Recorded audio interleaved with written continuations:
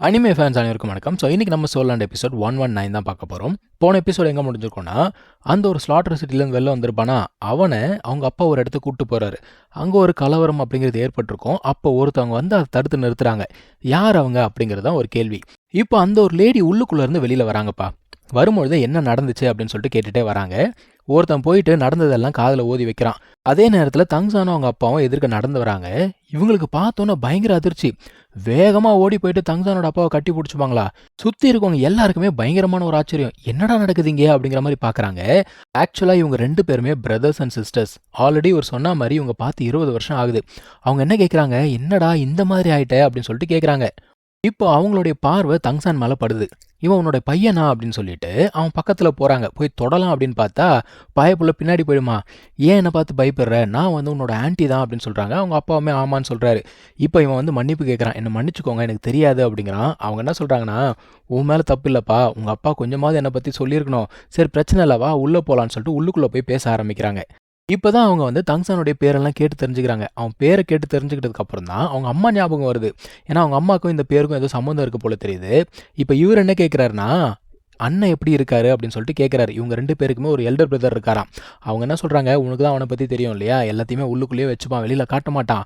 ஆனால் last time நான் போகும்போது நம்ம 3 பேர் இருக்கக்கூடிய ஃபோட்டோவே எடுத்து வச்சு பார்த்துக்கிட்டு இருந்தான். நீ கண்டிப்பாக இந்த வாட்டி ட்ரைபுக்கு திரும்ப வரணும் அப்படின்னு சொல்கிறாங்க. அவர் என்ன சொல்கிறாரு, ட்ரைபுக்கு திரும்ப வரணுமா, ஆனால் நான் தான் ட்ரைபில் ஒரு மெம்பரே கிடையாது, நான் எப்படி வர முடியும் அப்படின்னு சொல்கிறாரு. ஆக்சுவலாக இவர் செஞ்ச ஒரு தப்பால் தான் ட்ரைப்லேருந்து இவர் வெளில அமிச்சாங்க.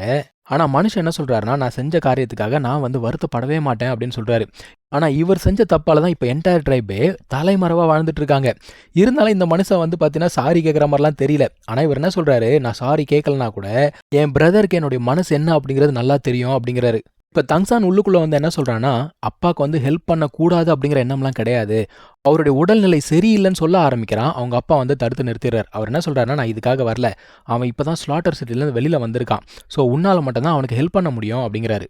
அதுக்கப்புறம் மனுஷன் என்ன பண்ணுறாருனா, இவன் கையில் ஒரு மேப்பை கொடுத்து 1 வருஷத்துக்கு அப்புறம் நீ என்னை தேடி வா அப்படிங்கிறாரு. அப்போ 1 வருஷம் அவன் இங்கே ட்ரைனிங் பண்ணணும். அதுக்கப்புறம் போகிறதுக்கு முன்னாடி அவரோட சிஸ்டர் கிட்ட பேசுகிறாரு. என்ன சொல்கிறாருன்னா, நான் பட்ட கடனை என்னோட பையன் அடைப்பான் அப்படிங்கிறாரு. இவன் வந்து எனக்கும் என் ஒய்ஃபுக்கும் பிறந்த ஒரே குழந்தை, ஸோ இவன் வந்து எல்லாத்தையும் பார்த்துப்பான் அப்படின்னு சொல்லிட்டு அவர் போகிறாரு. இவங்க தங்சான் கிட்ட கேட்குறாங்க, உங்கள் அப்பா எதுக்காக தெரியுமா 1 வருஷம் இங்கே தங்க சொன்னார் அப்படின்னு கேட்கும்போது, அவனா எனக்கு என்ன தெரியும் அப்படிங்கிற மாதிரி தலையாட்டுறான். சரி வா அப்படின்னு சொல்லிட்டு கூப்பிட்டு போகிறாங்க. இப்போது இந்த ஒரு அகாடமியை பற்றி சொல்ல ஆரம்பிக்கிறாங்க. நம்ம ஆல்ரெடி நினச்ச மாதிரி இந்த ஒரு அகாடமி பார்த்தீங்கன்னா ரொம்ப ப்ரெஸ்டீஜியஸான ஒரு அகாடமி. இங்கே வந்து படிக்கிறவங்க எல்லாமே இந்த ராஜ குடும்பத்துலேருந்து வந்து படிப்பாங்கள்ல, அந்த மாதிரி ஆட்கள் தான். இப்போ அந்த ஃபேமிலியில் ஒரு ரூல்ஸ் இருக்கும் பார்த்துருக்கீங்க. உள்ளுக்குள்ளே போனாலே இப்படி தான் பேசணும், இப்படி தான் உட்காரணும், இப்படி தான் வந்து சாப்பிடணும் அப்படின்னு சொல்லிட்டு ஏகப்பட்ட ரூல்ஸ் இருக்கும் இல்லையா. அது எல்லாத்தையுமே சொல்லி கொடுக்கக்கூடிய இடம் தான் இது. அது மட்டும் இல்லாமல் இங்கே மியூசிக் அப்படிங்கிறதையும் சொல்லி கொடுப்பாங்களாம். இப்போ தங்சான் என்ன யோசிக்கிறான்னா, என்னது மியூசிக்கெல்லாம் கற்றுக்கணுமா, என்ன அப்பா இங்கே கொண்டு வந்து தள்ளி விட்டார், ஆக்சுவலாக நல்லா ஸ்ட்ராங் ஆகணும், ஸ்ட்ராங் ஆனால் தான் மார்ஷல் சோலார்கிட்ட சண்டை போட முடியும், என்னடா இப்படி ஆகிடுச்சுன்னு யோசிக்கிறான். அவங்க ஆன்ட்டி என்ன சொல்கிறாங்க, ஸ்ட்ரென்த்து மட்டும் வச்சுட்டு ஒன்றுமே பண்ண முடியாது அப்படின்னு சொல்கிறாங்க. அதாவது உங்கள் அப்பா நல்லா ஸ்ட்ராங் தான், ஆனால் அவரை நல்லா பாரு, அவருடைய மனசு ஃபுல்லாக சோகம் மட்டும்தான் இருக்குது.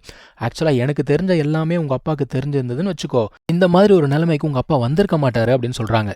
அதுக்கப்புறம் அவங்க என்ன சொல்கிறாங்கன்னா, நீ வந்து உங்கள் அப்பாவுடைய பொறுப்பெல்லாம் ஏற்றுக்கணும் அப்படின்னா நீ முதல்ல நிறைய கற்றுக்கணும், அதுக்கப்புறம் ஸ்ட்ராங் ஆகணும் அப்படிங்கிறாங்க. ஓகே அப்படின்னு சொல்கிறான். இப்போ தங்சானுக்கு ஒரே ஒரு கேள்வி தான்.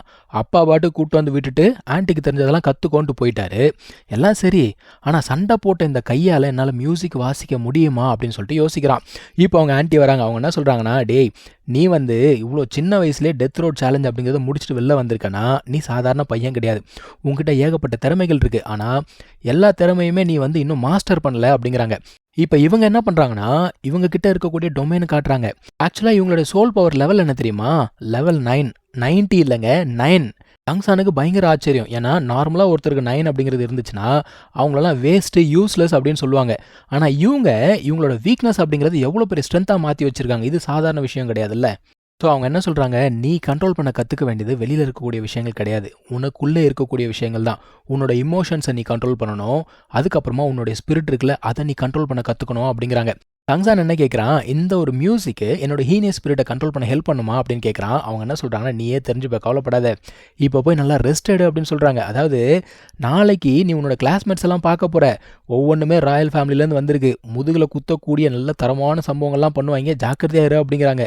இப்போ நெக்ஸ்ட் டேங்க அந்த மியூசிக் கிளாஸ்க்காக எல்லாருமே வந்து உட்காந்துட்டு இருக்காங்க. ஆல்ரெடி சொன்ன மாதிரி இங்க இருக்கிறது எல்லாமே ராயல் ஃபேமிலி தான். இவங்களும் பார்த்தீங்கன்னா தங்சானை கூப்பிட்டுக்கிட்டு உள்ளுக்குள்ள வராங்கப்பா. அங்க இருக்க பசங்கலாம் பார்க்குறாங்க, யார் இந்த பையன்ற மாதிரி பார்த்துட்டு இருக்காங்க. இவங்க என்ன சொல்றாங்கன்னா, இவன் வந்து உங்களுடைய புது கிளாஸ்மேட். அடுத்த ஒரு வருஷத்துக்கு உங்க கூட சேர்ந்து தான் படிக்க போறான்.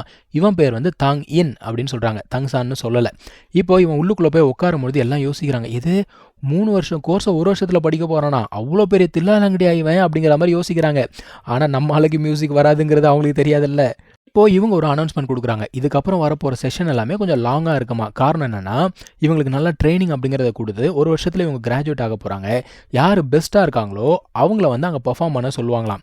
இப்போ இங்க இருக்க எல்லாருக்குமே என்னன்னா, இந்த இடத்துல ஒரு பிரின்சஸ் ஒருத்தி இருக்கா. கண்டிப்பா அவளுக்கு தான் சான்ஸ் போகுது அப்படின்னு சொல்லிட்டு பேசிக்கிட்டு இருக்காங்க. அதாவது இவங்கள பொறுத்த வரைக்கும் ஃபேமிலி பேக்ரவுண்ட் வச்சு தான் எல்லாமே அச்சீவ் பண்ண முடியும் அப்படிங்கிற ஒரு எண்ணம். ஆனா கதை வேற மாதிரி போகும். அது அப்புறம் பார்க்கலாம். இப்போ இவங்க வந்து பார்த்தீங்கன்னா, மியூசிக் கிளாஸ் அப்படிங்கிறத ஆரம்பிக்கிறாங்க. ஃபர்ஸ்ட் அவங்க வந்து பெர்ஃபார்ம் பண்ணி காட்டுறாங்க. அதெல்லாம் பார்த்ததுக்கப்புறம் இங்கே இருக்க ஸ்டூடெண்ட்ஸ் எல்லாமே வாசிக்க ஆரம்பிக்கிறாங்க. தங்சானுக்கு என்ன பண்ணுறதுனே தெரியல. பெப்பரபான் முழிச்சுக்கிட்டு இருக்கான்.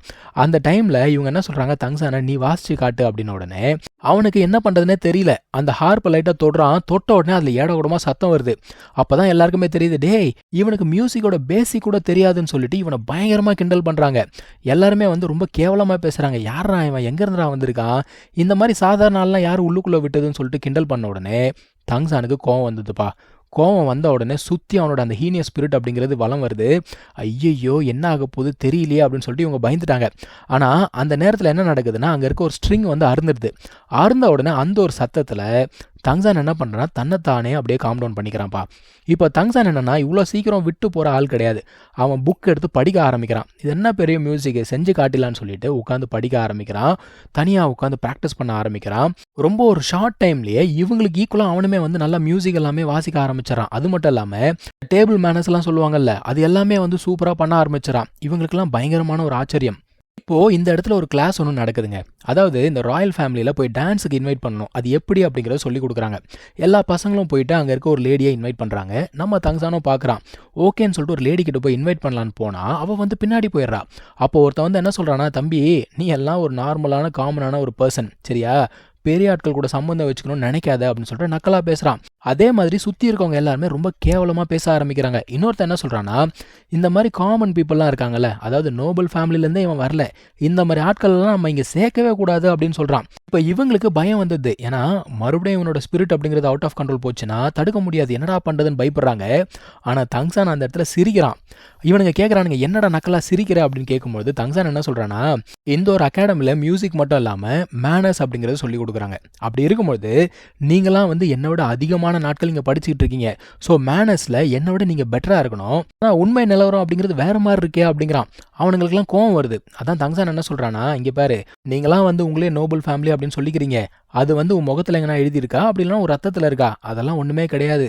உண்மையான மரியாதை அப்படிங்கிறது உன்னோட பிஹேவியரை பார்த்து மற்றவங்க கொடுக்கக்கூடிய ஒரு மெடல் அப்படிங்கிறான். இப்போ அந்த ஒரு பிரின்சஸ் இருக்கால, அவன் என்ன பண்ணுறா, அவளுமே தங்சானுக்கு சப்போர்ட் பண்ணி பேச ஆரம்பிக்கிறா. அவன் என்ன சொல்கிறா, இவன் வந்து நம்ம கூட ஒரு சில நாட்களாகவே படிச்சுக்கிட்டு இருக்கான். அப்படி இருக்கும்போது இவனோட டேலண்ட் என்ன அப்படிங்கிறது இந்நேரத்துக்கு நீங்கள் எல்லாருமே பார்த்துருப்பீங்கல்ல அப்படின்னு சொல்கிறா. அதுக்கப்புறம் தான் ஒரு சில பேர் யோசிக்கிறானுங்க, ஆமாம்பா கொஞ்ச நாள்லேயே இவன் வந்து நமக்கு ஈக்குவலாக வந்துட்டான், அது மட்டும் இல்லாமல் இவனோட மேனஸ் எல்லாம் கொஞ்சம் டிஃப்ரெண்ட்டாகவே இருக்குது அப்படின்னு சொல்லிட்டு இப்போ தான் தங்சானை நோட்டீஸ் பண்ண ஆரம்பிக்கிறாங்க. இப்போ அந்த ஆன்ட்டி இருக்காங்களா, அவங்களுமே உள்ளுக்குள்ளே வராங்க. வந்து என்ன சொல்கிறாங்கன்னா, எல்லாத்துக்குமே பேஸ் அப்படிங்கிற ரெஸ்பெக்ட் தான், அது இல்லைனா வேஸ்ட் அப்படிங்கிற மாதிரி சொல்லிடுறாங்க. அந்த பொண்ணுக்கு மூஞ்சே கிடையாது. அவள் அங்கேருந்து ஸ்ட்ரெயிட்டாக கிளம்பி போயிட்டா.